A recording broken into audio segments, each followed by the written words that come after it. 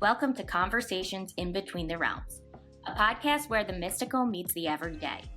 Join Amanda Nova and Beth Renov each week as we dive into the profound journey of awakening, sharing our experiences, insights, and the lessons that guide us toward our divine purpose.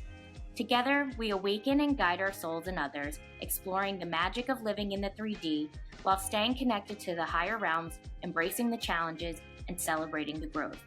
You've been guided here for a reason. Trust in the journey and let the unfolding begin. Hello and welcome back to Conversations in Between the Realms. I'm Amanda Nova and I'm here with Beth Renov, and we are going to be talking about secrets and the parts of ourselves that we hide. I'm excited to jump into this. This has been an eclipse week and it's been wackadoo. So it's raining. It's terrible. I don't know. What's going on with you? How are you doing?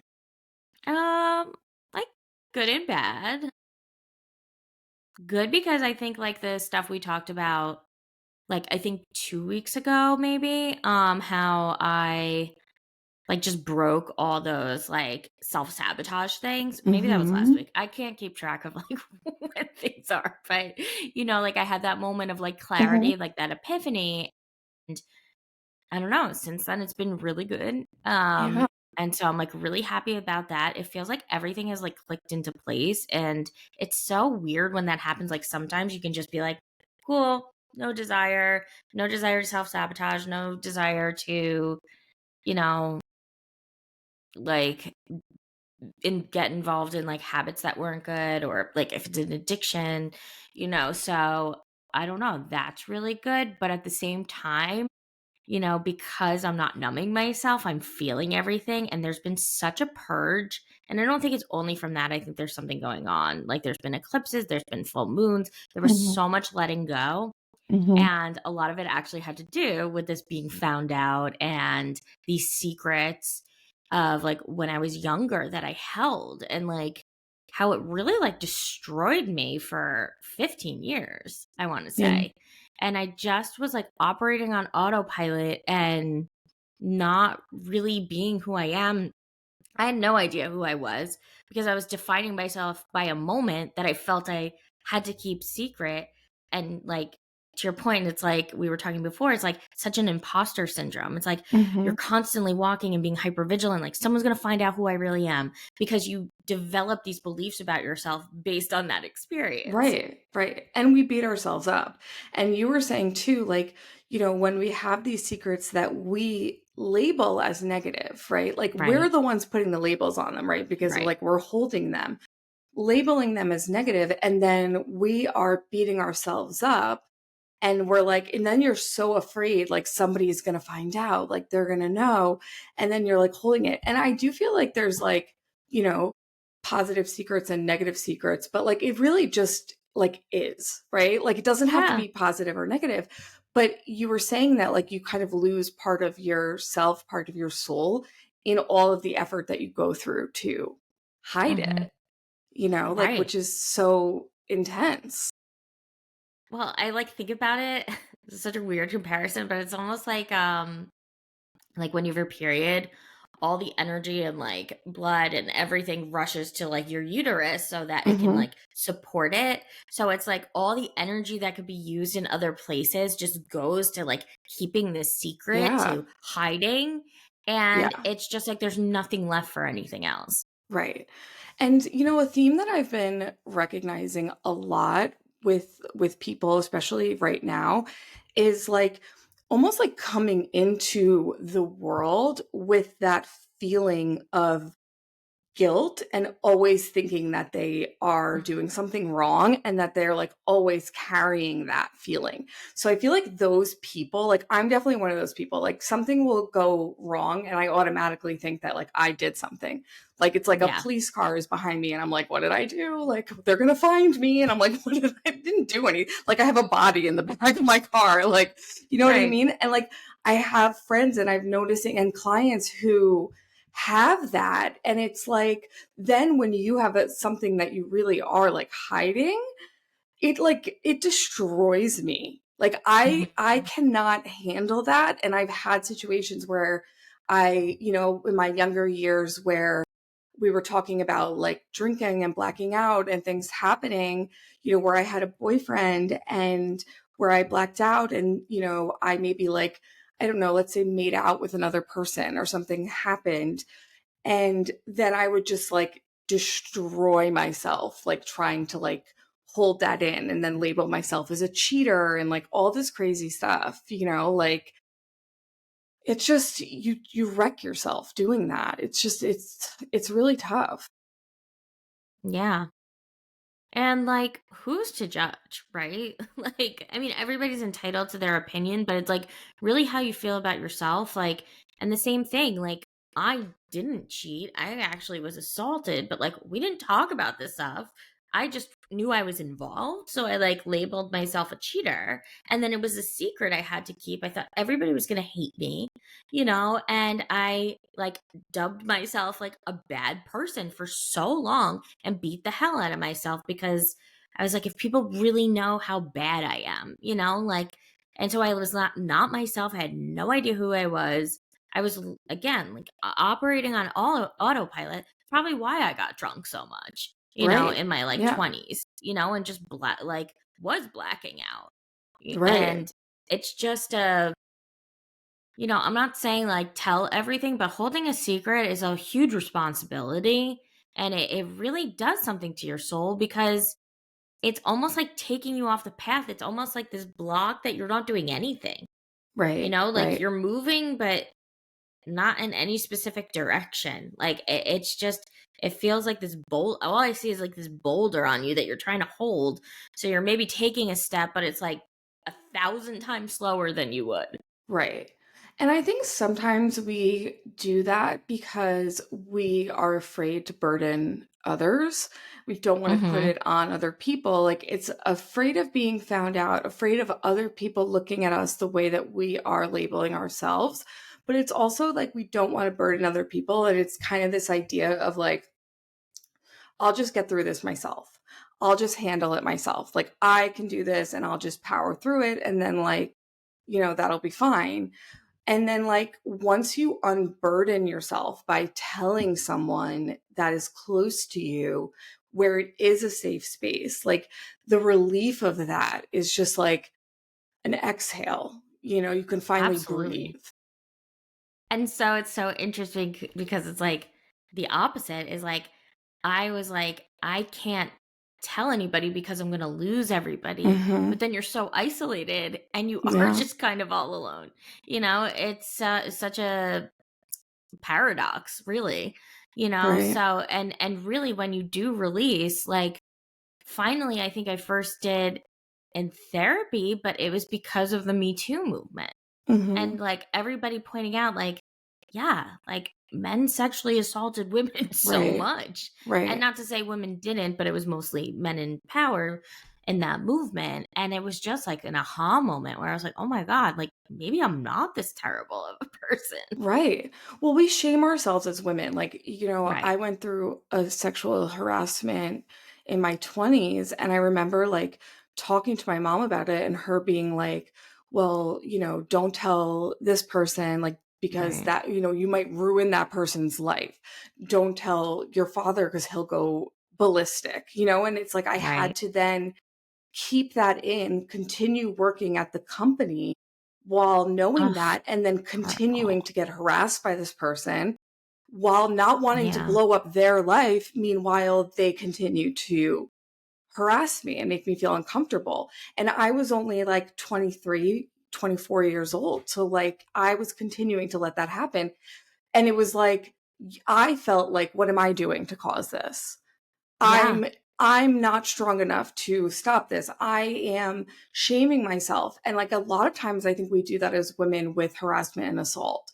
We blame Hmm. ourselves because Oh society yeah, also big blames time. us. Like, you are being seductive, you're being slutty, you're being this, you're being that. Like, Right, meanwhile, like you're just existing. And then like we right. don't want to blow up we don't want someone to get canceled. Like, but like fuck them. Seriously. Right. Prioritizing other people's feelings, and for Right. me, it was like, I blame myself because I was like, if I had just come out of the closet, like I was so ashamed. Like I had another layer because I was like, oh, you can't be gay. Like people won't again, like I had this in my head that I was gonna lose all my friends and family for Yeah. some reason. I'm sure that was from a past life, like now that I'm Right. like looking back, which I've never actually explored. But it makes total sense, but I was just like, "You're gonna lose everybody. No one's gonna like you." And Right. it was this feeling of like, no one's gonna like you, but do they like you this way? Right. Like, and then Right. I blame myself that I put myself in that position. I didn't put myself in any position. I was sleeping in the room with my roommate, like, Right. and her boyfriend was there. Yeah, you didn't So, do anything. You did right, nothing, but, like, you felt like people weren't gonna understand, they weren't gonna hear you, and right, you feel like a lack of control, and I think holding the secret is also a way of trying to grasp that control too. right. And it just leads you down paths. I'm not saying I would do anything differently because it is what it is, and I've learned a lot. Yeah. Um, And I guess on some level, I chose the lessons. I didn't choose how it was going to happen, like from a soul perspective. But, like being gay was like the biggest thing for me. Like, I just really did not want to be it. And it was like a secret that literally almost killed me, because I was so depressed. Then I have the sexual assault, even more depressed, and I just like this was all based off of Tell Me Lies, by the way, because Wait, I was so triggered oh my god, wait, I by have a watching. question. How old were you when you came out? Because I don't think I, like, know your coming out story. I'm I was curious. 31. I Really? Okay. yes, I dated men, and it's so funny because my roommate, I had a boyfriend in college, and of course, then, like our roommate, like we were in, it was like my best friend from college, and I were in this four-bedroom, and we were with these older girls, and they graduated, so we had to find two new people, and we found girls from like our sorority, and or maybe she wasn't in our sorority, but we were like friendly with them. And then one of them graduated early, like unexpectedly. So we had this random um girl come in, and she was gay, and they were not welcoming to her. I was the only one walking in being like, "Hey." And like I'm dating this guy. I'm like, I just want to go out with them. Like I wasn't attracted to them, but I'm like, I want to go meet gay. I did not know a gay person, So Wow. like there was like one other girl in my grade in high school, but like she wasn't out, and she was like Right. very clearly gay, Yeah. visibly gay. But then through my 20s, just was like, you can't do that. Like then I was roommates with another best friend from home in the city. And I remember asking her and be like, do you ever think about women? She's like, yeah. So I was like, okay, maybe you're not gay, like to Right. myself. Right. But she's like, she would never have like acted on it, And then I just kept getting into these horrible relationships. Like, none were good. I got in a really, like, toxic one. I was in a just, like I was in my worst depression, and Yeah. it was always when someone's like, "Oh, you're pretty." I'm like, "Oh, I like you." It was Yeah. never that I was, like, interested in them, but it Well, was you like were they like, were "You like interested in. me, I like that you like Right. me," like, Exactly. that whole thing. Yeah. Had you had any experiences with women? No. None. Never, because I didn't know anybody to go with, Right. Like, I wasn't gonna go to a gay bar by myself. I didn't even know where it wasn't like they had Google the same way as you have it Right. now. Right. So, it was just like, I could go out to a bar, and if there were gay women, but they never were. And I was Right. always, like, drunk, having fun with my friends, and I'd hook up with someone, like a Right. man. But then at 31, I don't know what happened, but, like, I guess I was on Tinder or one of them, and I'm like, "You know what? I'm just gonna, like, look at girls." Like, it was just this, like, moment where I was like, "I'm just gonna try it."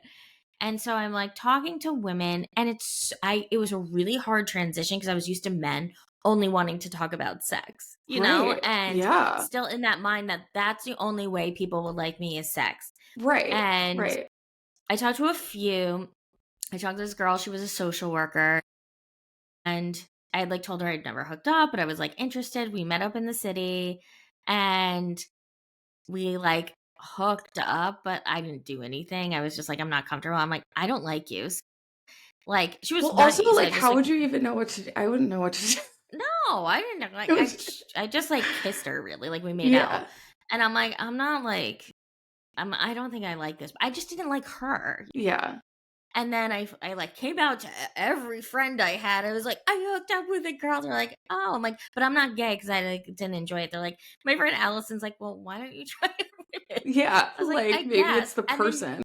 right, and the next person was Lauren.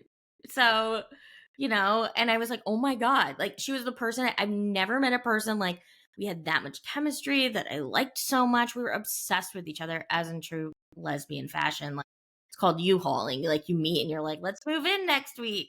But I, like, literally came out to my parents. Like, it came out to my family. Like, at my wedding, it was really funny because I, like, G-chatted all my friends, and my friend Becca did a speech, and she just read our G-chat conversation, and it was, Oh like, my god. hilarious. But it was 2 weeks after. So that was, like, and so I had said to my mom, I had just gotten back from a weekend with Lauren, and I'd met Lauren right at 29. Like, 3 days later, she was turning 30, so she tells everybody I met her in her 20s. And I just knew. I'm like, I'm gonna marry this person. Like, I just knew. Wow. And so I came home. I had come home from her house and I was staying at my parents', and I was going out with my friend like shortly after, and my parents were there, and it was like a secret like I just couldn't keep because I was Yeah. so excited about it, and I didn't think about how my parents would react, Yeah, how did they and react? I'm curious. Like, not were they well. surprised? Not really? Shocked. I mean, I don't Oh my scream god. gay, Right, like, right. I'd never shown interest in women. I never dated anybody. I don't have gay friends. So my mom's like, "You could have told me to sit down." And like, she's like, "Well, is she at least Jewish?" I'm like, "No." My dad's like, "Wait, so you're like sexually attracted to her?" No, I want to Not be only is friends she with her, not dad. only is she a woman, but she's Irish Yeah. Catholic. Yeah. She's Irish Catholic. No, but then like, Lauren had like the feeling of like, oh, like I'm this woman who turned your daughter gay. I'm like, that's not what they think. It took a little bit for them to like get used to the idea because they had an idea of what was going to happen. And then my Right. mom sat me down like a few weeks later. She's like, if you get married, like we'll still like throw you a really nice wedding. I'm like, oh, was that like off the table because I was gay? And like I go back, she's like, listen, Beth, it was really hard. Like, it's not like Lauren was like gay from the get-go. Like she didn't even Right. have to have a conversation because they like knew. She asked for a cup when she was playing baseball with the boys, on the boys team. So I don't think they had any like guesses, right? So my parents were like, we just didn't know. We had no idea that was even, and like so many of their friends' kids are gay. So it's not like they've ever been, they're like, that's wonderful. So I kind of thought they were going to do that with me, but it's just like they had this idea in their head of how Right. my life would go. Right. So, it was like I didn't feel anything. Like I think I was a little sad that it wasn't like, yeah, we're so excited for you. But like, to be honest, that's like kind of like, I don't know. That's an Yeah. unrealistic like reaction. Yeah. Well, I'm thinking how my parents would take it. Like I don't know. Like I feel like they would be surprised if I came out. Like I'm trying to like think how they would take it. Although Yeah. I announced at my 25th birthday that I wasn't a lesbian because I hadn't been in a relationship in 8 years. I was like drunk. I'm like I'm not a lesbian. Everyone's like, "Okay. Good for Okay. you." So Right. They're they like, would have we been didn't like, think you were. yeah, Yeah. didn't think you were. Yeah. Wow, that's so fascinating. I never heard that like full story, and I just think it's so interesting that like you held that for so long, and I mean probably a lot for Lauren too Hmm. because like she didn't.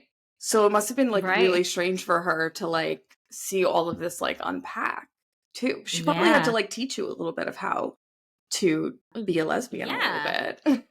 Yeah. Well, I don't consider myself a lesbian, not for any reasons, but like I just hate the word. Do you consider I yourself hate like bisexual? no, I consider myself gay. Like Okay. I just like that word. That's like the word that feels good for me. And not to say like if she died like horribly, like I hope that never happens or like we got divorced. I'm not someone who's like I think I lean towards women, but I'm more of like if you want to use a word pansexual, like I'm really like about the person, Yeah. like whoever it is. It's Mhm. not necessarily like a sex. It's just like, do we have chemistry? Do we feel good Mhm. together? And cool, like, but I definitely like lean more towards women. Yeah. Yeah. I think a lot of people, I think now is a different world than Right. when you grew up and when I grew up. Oh, I think yeah. it's a different world. Like, I mean, listen, I went to an all girl high school. There was definitely a lot of that going on, but it was not out. Like, you So did did not, Lauren. yeah, like you did not know that Catholic. that was going on. Yeah, me too. Like, private Catholic school, high Yeah. school, I'm sure that that was going on, but I Oh, didn't know what? about it. Like, it wasn't my Yeah. friends. Like, I didn't know about it, and none of my friends You ended didn't up play coming out. softball. I didn't put yeah, like, no, we just were getting drunk. Like, it wasn't any of my friends, but a lot of people came out years Yeah. later. Like, Mhm. a lot of people.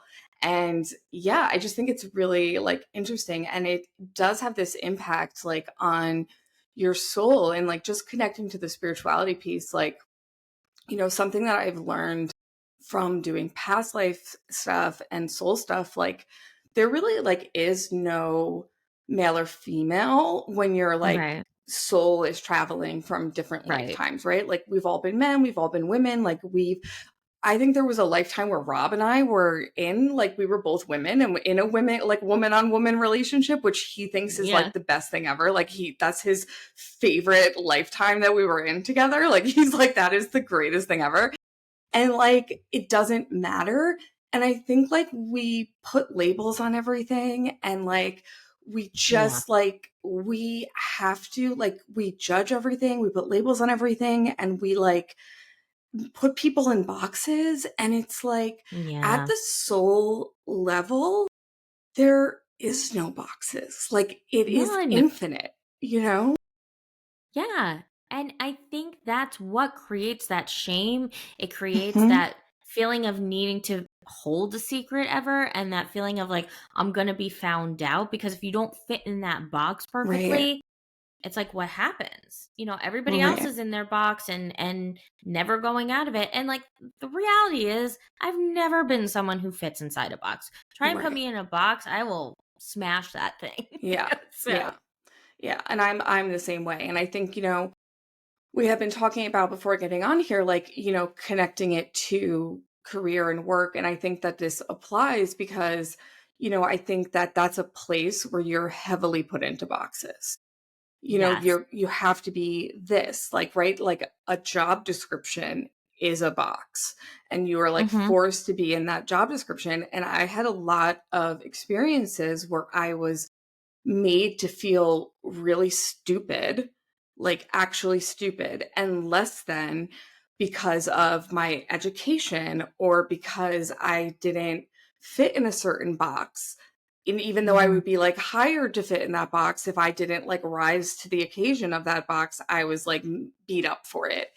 And I feel like the boxes need to be thrown away and we need to be looking at people Yeah. for like who they really are and what their gifts are and what they bring to the table and like stop Right. enforcing these like old paradigms on people. Like it's Totally. got to go. Like I can't because it makes people feel certain ways about themselves that can't be reversed Of that course. easily. No, it takes so much work. But it's also like, we talk about careers, like people feel like they need to be on a certain career path Hmm. and never explore what their soul is really meant to do. Hmm. That's why you see a lot of people actually do change like careers in their 50s, because you Right. become so much, if you're not doing the work, it's almost like a natural place where you're going to have a different perspective. Right. So it's like you feel like you have to be on the straight and narrow. Like, I felt like I had to be in a, you did corporate 9 Yeah. to 5, right? Yeah. And it's just like there's an expectation, and it's like, but what if I have this secret that I really hate this? And that's what makes people so miserable, is like, it's not really meant for them, but you feel you Right. have to. And like, as a social worker, I felt so guilty and this like secret and this bad person for wanting to make money. Right.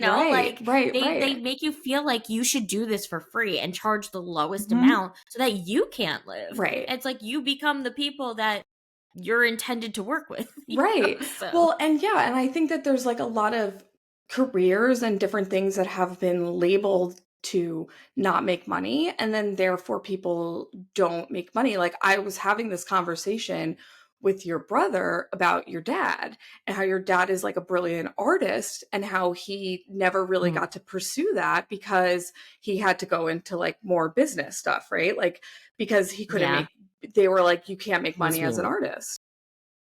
Well, yeah, and he had 3 children that, like, he had to take care of, and Yeah. they couldn't afford necessarily help, so my mom stayed home, but, like, the minute, like, my dad was like, "We need more money,"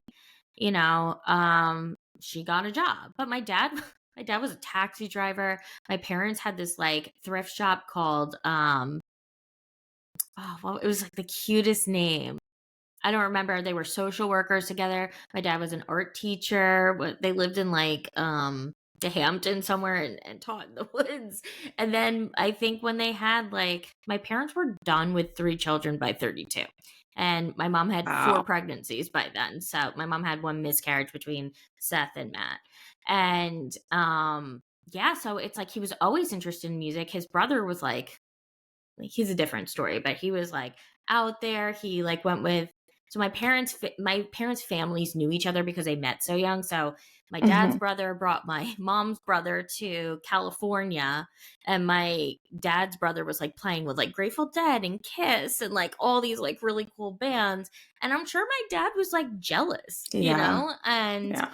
he's just like, well, I have a family, like I have to take care of them. So he went into the commodities. He was a commodities broker.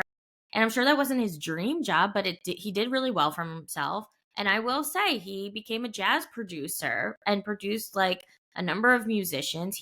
He still plays like he's the type of person that can pick up any like instrument and play. So if Hmm. he had really applied himself, but he's not taught. It's just by Right. ear. Right. So if he had really applied himself, he could have been brilliant, but Right. he's brilliant in the sense that he can do that, but he plays every day, Yeah. like we have pianos everywhere. So Yeah, it's incredible. I mean, your family is super creative and also just so interesting. Like, I could have a conversation with you, with your brother for hours about your entire family because I'm just obsessed. Like, I want to be in your family so bad. we'll adopt Yeah. you. Yeah, I'm like, yeah, please adopt me. I like love it so much. But it's interesting because like even in our generation, like I remember like I really wanted to go for graphic design. Like, I really wanted to do art. I really was always Mhm. creative. That's what I always really wanted to do. And I remember being like, okay, well, I'm really not a good enough artist because I was always kind of like sloppy, and like I really was like not pristine enough to be an artist. Like, I wasn't good enough to be an artist, like truly. I mean, and my art teacher made that very clear. Like, you should be like, this isn't good It's enough to also get into like this school. that's just what the status quo was. I think it Right. could have been. Right. There are people who literally paint a blob and they're like an artist, so Right. I'm sure you could have. And then you did makeup artist. Like that's Right. still art. Right. I did makeup. Well, and then I wanted to go. So I was like, okay, well, I'll do graphics because I could be on the computer and I could like make it a Mhm. little bit better. But then, like, there weren't that many schools for graphic design. And when I ended up switching schools, that's how I ended up going to marketing because I was like, how can I do creative work, but like make money doing it? Because I was like, I'll do Right. marketing and do creative stuff. So, like, I just continued to make my box smaller and smaller, although I thought I was making it bigger. Like, I was like, okay, like I'm going to make more money doing this, but like I was actually like taking pieces of my soul apart because what I really wanted to do was just create. That's all that I wanted to do because that's what my gift is. Right. Right. But I think you also like told yourself you have to, and I think this was a lot like following in your dad's footsteps and what other people expected of you is, I mean, you said before, I think on here you wanted to be a makeup artist, but your parents were like, you need to go to college, Yeah. Yeah. And I think you were really miserable when you were in corporate. I think you loved what you did, but the like framework of that was not for you, and you held this burden of being like, I have to, like if I wasn't in this, what would people, it was like kind of like what I felt is like, what Yeah. would people think of me if I Yeah. didn't do this. And it Yeah. was like a huge thing for you to break out of that. Yeah, it was. And there were elements of it that I loved. There were creative elements that I loved, right? Like, Hmm. I love design. I love logo design. I love, creating ads and doing, anything like in regards to that. Like I am obsessed with fonts, like really like that I love, Mhm. right? But then Yeah. like there was a job that I was working at that where I had to do a lot of like spreadsheets and like they and like I brand management, and that was Applegate. I don't Yeah. mind saying it. And they were very much like beating the hell out of me for like not being somebody who was good with like numbers and spreadsheets. And Right. they were just like they sold me a role that was based on innovation and creation, and then they were like, you're not good at doing all these numbers and doing all these things. And I was like, but like you knew that about me. And they were like, well, everybody else Right. went to grad school, they went to business school, and like you didn't. And I'm Mhm. like, you freaking hired me, like what do you mean? I've Right. never felt more Right. dumb in my life than that job. And like I just like when I quit that job, it was like one of the like best moments of my career, because I like it was like the first time that I didn't like I was just like, okay, I want to quit. Like they didn't give me what I wanted, and I was like, then I quit. And it felt so good because I was so tortured in my soul of like trying to pretend to be something that I wasn't. Right. Yeah. Yeah. And like you develop core beliefs about yourself through those experiences. And then the work is like undoing that, which you can feel so proud that you did. I can feel so proud that I did. And Mhm. that's how like your soul, like once you're found out and you actually like Mhm. come out like in the proverbial closet, of like who I really am, Yeah. like then you undo a lot of that work. And it is hard, but that's how you get like if you had any soul loss or something, Mhm. or you just felt like you were disconnected. That's how you reconnect. That's how you get back on this spiritual path. That's how you really become one with your soul again. Right, right. And I think when the pieces come back and when you do the work, I think it makes it harder to be anything else except who you are. And I think that's why a lot of people Yeah. struggle after like Kundalini activations and like Right. after, clearings and after these things. It's like you can't go back. And so now you have to like, you know, deal with, okay, like my authentic path is this. And now I have to like figure that out. And I would argue that that's fun, and like, it is challenging financially, like we know that, Yes. like it Yes. doesn't necessarily pay. People don't want you to make money. They're like, No. you're a spiritual healer, like you should be like, receiving like seashells like on the beach, like, like you should be paid in like sand, I don't know. And Right. like leaves. But like, the world is changing on that because people are starting to Absolutely. value it. And we are people that are changing that. And the more of us that wake up and the more of us that take this charge and that realize that this needs to happen because it is guiding us somewhere, then the more that all of us will be able to make money. Like I am so like rising tides, like all ships. Like Mhm. we all need to be doing this. Like everyone that's listening, like you and I, like are early adopters to Right. it, but we all need to be doing this. If the Right. people, if And you want to, obviously. absolutely. And it's almost like the lesson, if you want to call it, through that is like it's really I see it like in a house, like when you're in the job or you're in this secret, whatever it is, it's really hard to work on. Hmm. But it's like you first have to rid of the house. So you have to get rid of the job. You have to let the secret out, but the like lesson or the belief is still there. But it's so much easier to work on it when you don't have those constraints on Right. top of you. Right. And that's really what we've done and we're still doing, like we still have those beliefs about you should be like even like your platform is like you were giving so much and it's like no, you got to reel that back in a little bit. Yeah. It's we're still learning. It's a continuous thing. It's not like there's a stopping point.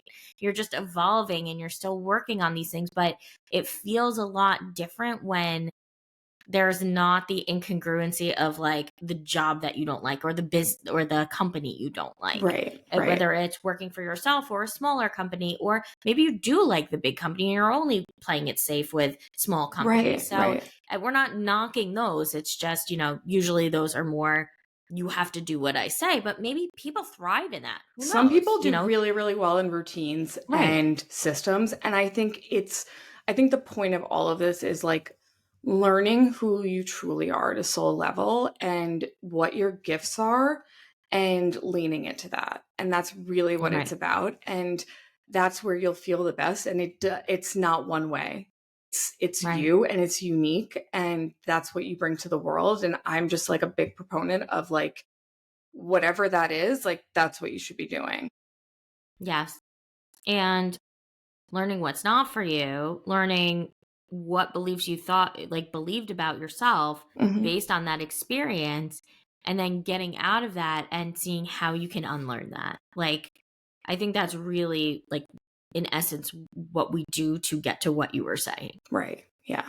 Yeah. And I mean, once again, that's what we do. So if you need Right. support, I think it is easier to unpack these things, to go through these things like when you have someone doing it with you, when there is a safe space, whether it's us, whether it's somebody else. You know, we've talked about, you know, doing it with a therapist as well as doing it with an energy Hmm. worker, like whatever it is. You know, we're here to support you, you know, where to find us. You know, we're happy to support you. But even if it's not us, do if you can work with somebody, I think it is better to have that support. Definitely. And that's sometimes how you get the courage to make that move that really changes everything for you. Yeah. Yeah. So thanks for listening, and we'll be back for the next episode. Okay. Bye. Bye.